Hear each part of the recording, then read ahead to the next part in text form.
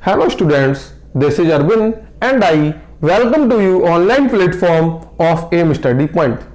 Now, today in this video, we will discuss about an important topic of class 10th, Ohm's law. What is Ohm's law and who gives Ohm's law and many more things we will discuss in this video. Let's start the video. First of all हम बात करें Ohm's law की, तो Ohm's law को दिया किसने था? Okay, तो Ohm's law is given by George Simon Ohms in 1827. Okay guys, George Simon Ohms नाम के एक साइंटिस्ट थे जिन्होंने इस लॉ को 1827 में क्या किया था? हमको दिया था.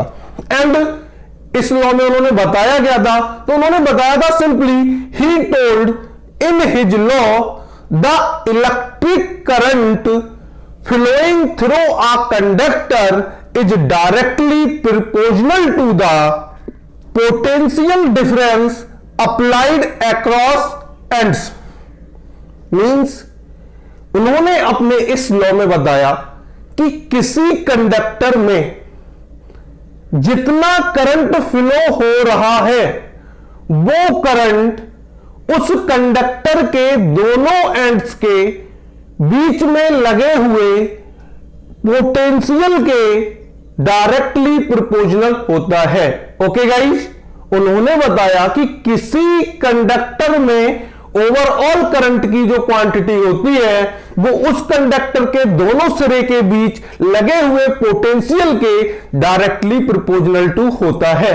और इस लॉ के लिए एक कंडीशन थी, physical condition remain unchanged.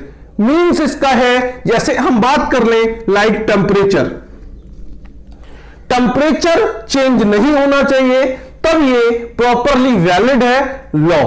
Okay guys, तो अगर हम इसकी मैथमेटिकली फॉर्म की बात करें तो उन्होंने कहा, जैसे मैं एक एग्जांपल देता हूं, ये एक मान लो मैंने कोई कंडक्टर लगा दिया. ओके गाइज, इसको मैंने इसके दोनों सिरे, ये दो हमारे सिरे थे ए एंड बी, इसको मैंने एक सेल की हेल्प से कनेक्ट कर दिया. ओके गाइज, तो ए और बी के बीच में जो हमारे पास पोटेंशियल होगा वो टोटल वी होगा, और इसमें फ्लो होने वाला अगर मैं टोटल करंट की बात कर दूं तो ये करंट कितना होगा? आई होगा. ओके, अब अगर ओम्स लॉ ने इस स्टेटमेंट में कहा कि total current of flowing by the conductor is directly proportional to the potential difference applied across its end, means ये जो हमारे पास V है, okay guys, potential difference directly proportional होगा किसके? I के. ओके गाइस, मैथमेटिकली फॉर्म में इस पूरे स्टेटमेंट का इतना सही मीनिंग है कि V directly proportional to I. Proportionality के साइन को जब हम रिमूव कराते हैं तो हमारे पास एक कांस्टेंट आता है जिसको हम प्रोपोर्शनलिटी कांस्टेंट कहते हैं. ये हो गया हमारे पास R. Okay, then V equal to IR. ये हमारे पास जो रिलेशन है, ये रिलेशन हमारे पास कहलाता है Ohm's law. Okay guys, clear है? ओम्स लॉ क्या है? V इक्वल टू IR या RI कह लो, ये हमारे पास क्या कहलाता है? ओम्स लॉ कहलाता है. V आपको पता है क्या है? आपके पास अप्लाइड पोटेंशियल है, एंड I आपके पास क्या है? अप्लाइड करंट है, एंड R हमारे पास क्या है? प्रोपोर्शनलिटी कांस्टेंट है, जिसको हम किसके नाम से जानते हैं? रेजिस्टेंस. ओके गाइस, तो इसका मीनिंग याद रखें इसके नेम का. यहां से आपके पास वर्ड एक नया आता है, रेजिस्टेंस, जिसके बारे में हम नेक्स्ट वीडियोज में डीपली जाके चर्चा करेंगे.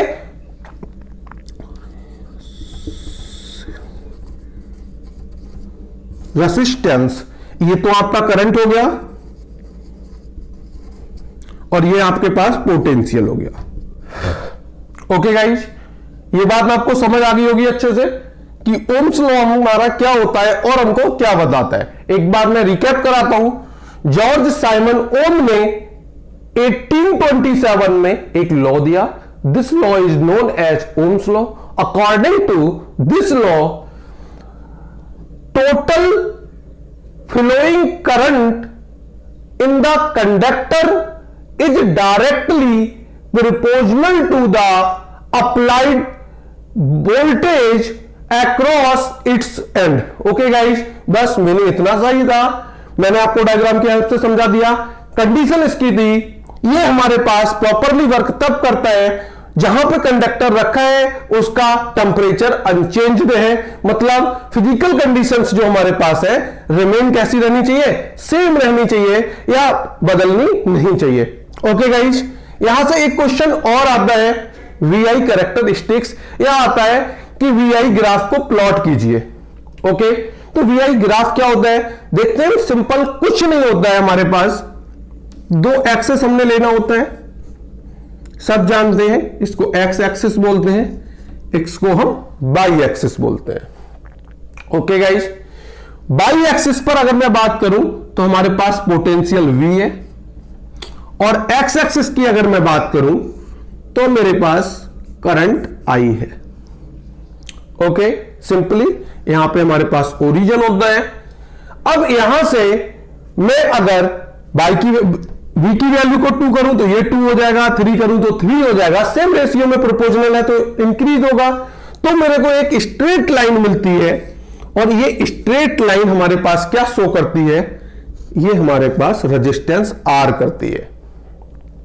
ओके गाइस, आई होप ये आपको दिख रहा होगा, मैं चेक कर लेता हूं।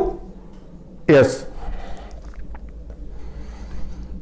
नाउ हमारे पास ये जो ग्राफ की प्लॉटिंग है ये हमारे पास क्या कहलाती है, वी आई आर कैरेक्टरिस्टिक्स बोल सकते हैं, या फिर आई आर ग्राफ बोल सकते हैं, वी आई ग्राफ बोल सकते हैं, जो आपको बोलना है आप बोल सकते हैं। बट आपको ग्राफ का रिप्रेजेंटेशन याद रहना चाहिए, कभी कभी एक नंबर में यहां से क्वेश्चन बनते हैं। ओके गाइज, और हमारे पास जो रेजिस्टेंस है, तो अगर मैं बात करूं यहां से, तो अगर मैं इसकी स्लोप की बात करूं, यहां कर देते हैं, तो हमारे पास होगा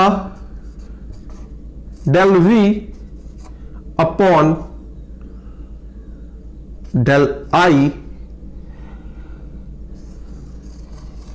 यहां से इस रिलेशन से जो हमारे पास इस R का स्लोप होगा, हम रेजिस्टेंस की वैल्यू को फाइंड कर सकते हैं, या फिर slope of del V upon del I हमको वैल्यू देगा रेजिस्टेंस की।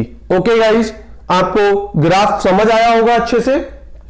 नेक्स्ट हमारे पास एक एक नंबर के और क्वेश्चंस बनते हैं, इनके लिए मैं आपको बता रहा हूं। एक हमारे पास क्वेश्चन पूछा जाता है ओमिक कंडक्टर।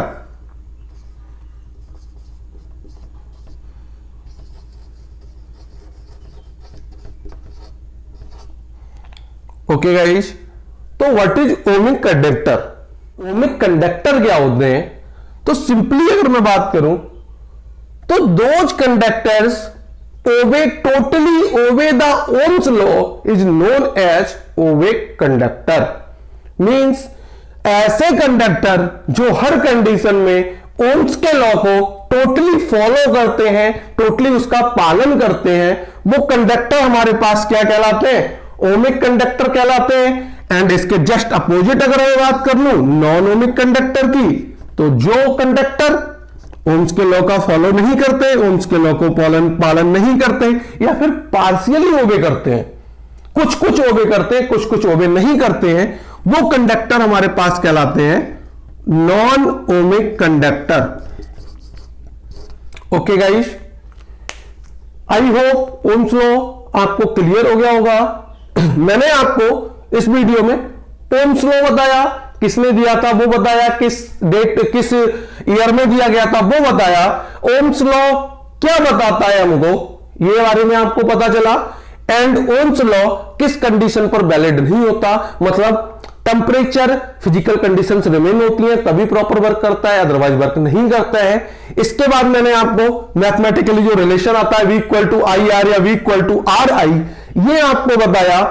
नेक्स्ट आपको VI कैरेक्टरिस्टिक्स इसको बोलते हैं या फिर ग्राफ प्लॉटिंग मैंने बताई। यहां से जो इस आर लाइन का स्लोप है, ये स्लोप हमको क्या देता है, रेजिस्टेंस की वैल्यू देता है। और हमारे पास दो मोर थिंग एक एक मार्क्स में क्वेश्चंस में पूछी गई है। ओमिक कंडक्टर क्या होते हैं, what is ohmic conductor and what is non ohmic conductor, या कभी कभी क्वेश्चन आता है give difference ohmic conductor and non ohmic conductor. And इतने सारे क्वेश्चंस के आंसर आपको बन गए होंगे, इजीली आप इनको कर सकते हैं। सो अगर वीडियो अच्छी लगी तो इसे लाइक करें, ज्यादा से ज्यादा शेयर करें और चैनल को सब्सक्राइब करना ना भूलें। मिलते हैं नेक्स्ट टॉपिक के साथ नेक्स्ट वीडियो में, तब तक के लिए जय हिंद गाइस।